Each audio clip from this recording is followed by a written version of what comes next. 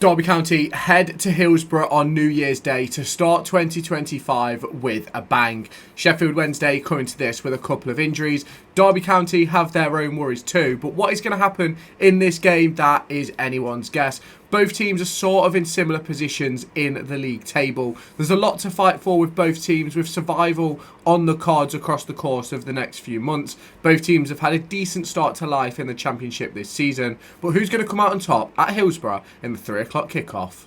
Here we have it then. Derby County face up against Sheffield Wednesday at Hillsborough, 3 o'clock kickoff on the 1st of January. It will be live on Sky Sports Plus, and we can already go down and take a look at the injuries for both sides.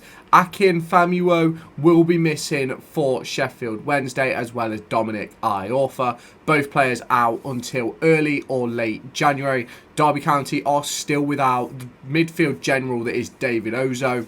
He will be missing until around mid-January, according to Paul Warne. He has been back to Palace to complete some rehabilitation and training work, but he is set to be back with the Rams mid-January. The big question is, will he be ready to be straight into the team, or will it be a little bit of a process working him back in? We'll have to wait and see.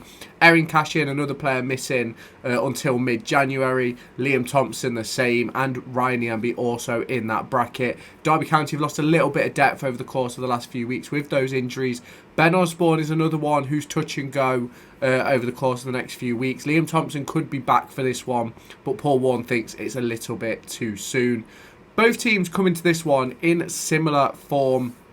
2 wins, a draw and 2 defeats apiece. Sheffield Wednesday losing to the likes of Preston North End and Blackburn Rovers, while beating Stoke City and Oxford United. A 3-3 draw with Middlesbrough comes along in there as well.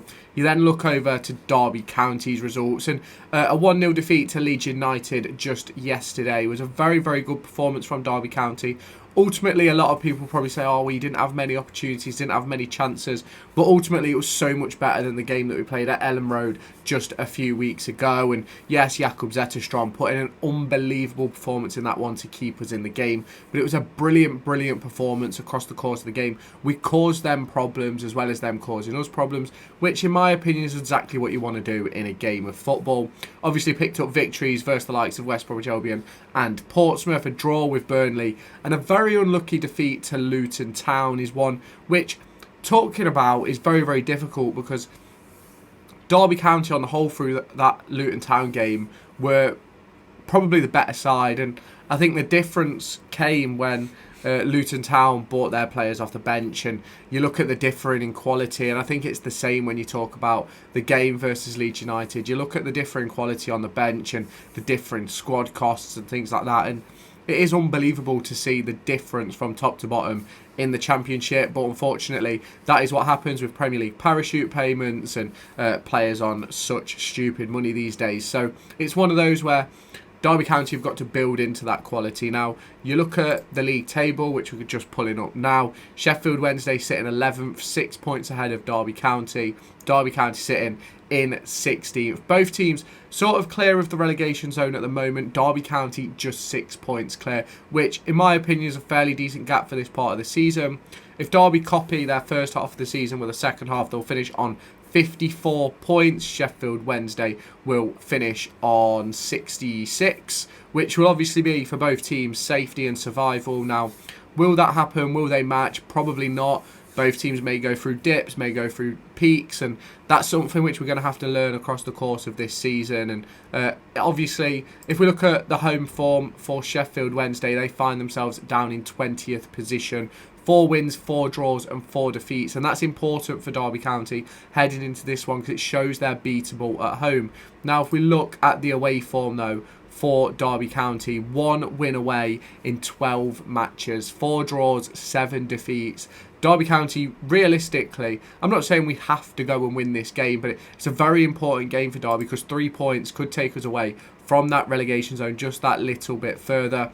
In the last 5 games, Derby County have performed good enough for 9th position in the league, just 1 point behind being into those playoff positions. Sheffield Wednesday 7 points as well across the course of 5 games, both matching up, just differing goal differences, which is keeping the two sides separated. Now, if we look at the XG chart across the course of the season for like expected points, expected goals, expected goals against and things like that, Derby County are sitting exactly where they should be.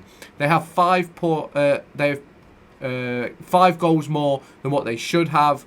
They've conceded 2 more than they should have, and they've got 3 less points than they should have. Sheffield Wednesday overperforming by 6 places, have conceded 1 less than they should have, and got 4 more points than they were expected to get. Now, it's going to be interesting to see how this game goes. If we look at the Sheffield squad just a little bit, you've obviously got Ben Hamer, former Derby County goalkeeper in that squad. Deshaun Bernard, a player who Derby County were looking at just this summer. Max Lowe, a former Derby County player. Michael Ehekwe, a player who Derby County were interested in again. And you've got some really good players in that midfield. Nathaniel Chalobah, Shay Charles, Barry Bannon, some really, really good players. And then you go to the forward line.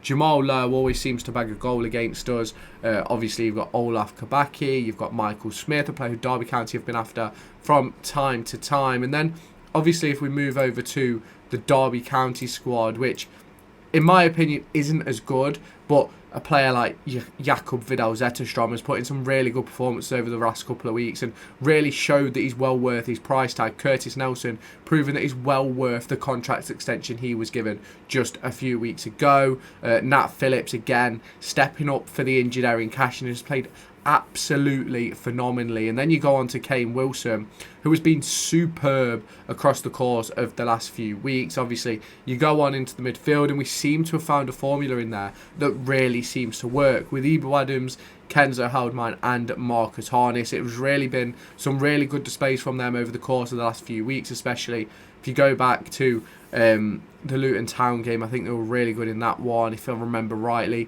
There's been some really good performances in there, and obviously Ben Osborne slotted in on occasion for Marcus Harness or for Kenzo, and they've all put in really, really good performances. Obviously Liam Thompson, David Ozo still out injured. You obviously go to the forward line, and in my opinion, Mendes-Lang hasn't quite been at the performance levels that I believe he should have been at, and that's something which Paul Warne is going to have to deal with. Caden Jackson as well, and I think it is going to be very interesting to see what happens with Cory Taylor heading into this one. Had a really good cameo at the end of the Leeds United game, and in my opinion was much more direct, much more effective than Mendes-Lang and Caden Jackson both were across the course of the game. You obviously then got Tom Barkhazen, who stepped into the forward line, as well as Dejan Brown and James Collins, who came off the bench. And for me, I think there's a lot to be discussed with the likes of Tom Barkhazen, the likes of James Collins, the likes of even Dejan Brown, as well as Tawanda Chiwa, really, and of all players who, in my opinion, could potentially find their way out of Derby County in this upcoming January window. You look at Dejan Brown potentially going out on a loan spell. We've already heard news that Ben Radcliffe is potentially heading to Crawley Town. That deal is apparently all but signed and sealed. You've got James Collins and Tom Barkhazen not really playing, and if Derby County can improve on them, I think they absolutely should. Tawanda Chiwa as well. I'm not sure what Paul Warne's been trying to do with him, but he's given him minutes over the course of the last few games, and in my opinion, he's not quite lived up to expectation. Now, let's get into a little bit of a team prediction for this game. I think Derby County, in my opinion, will make a couple of changes. I personally think Cory Taylor will start, and I think Mendes-Lang will stay on that right-hand side. I do think the midfield will stay the same, given obviously potential injury doubts and things like that, and I think the back four will stay the same. So I think it will look a little bit like this: a back four of Zetterstrom in goal, Callum Elder on the left, Kane Wilson on the right, a 2 centre-back pairing of Curtis Nelson and Nat Phillips, Marcus Harness as that more creative-minded midfielder, with Ibu Adams and Kenzo Holdmine sitting just that little bit deeper. And then a front three of Cory Taylor, Jerry Yates and Nathaniel Mendes-Lang. So obviously let me know your thoughts down in the comments. What would your team be? So I personally think Taylor deserves a run of fixtures, and we'll get into why in just a minute. So Cory Taylor has been sort of in the wilderness a bit for Derby County over the course of recent weeks. And for me, I think the cameo that he put in versus Leeds United and some of the cameos he's had this season have shown why he deserves a space in the team. Now, obviously, he has made a couple of starts, but ultimately, it's sort of been a case where he's just been thrown in. And I do understand that Paul Warne doesn't like to play him in the back five, which is understandable, because he's not really a central striker. He's not really a wing-back either. So unless you're playing that 3-4-3 and having wide in that front three, then he doesn't really fit in those formations. So for me, now we've gone back to this 4-3-3, I certainly think he can find a place. And I think that place will be on the left-hand side. He was brilliant on the right, had moments on the left as well. So in my opinion, he should start for Derby County heading into the Sheffield Wednesday game. I think it's a toss-up between Mendes Lang and Caden Jackson. Coin toss would do the job for them for me. Both sort of offer similar attributes. But let me know your thoughts down in the comments. If you have not done so already, make sure you hit that subscribe button down below and turn on the notification bell to stay tuned for all of my latest Derby County content heading your way. There's obviously a ton of player profiles coming out across the course of the next few weeks with Derby County heading into the transfer window in need of some new quality in a couple of different areas. So make sure you stay tuned for them, and I'll catch you in my next video.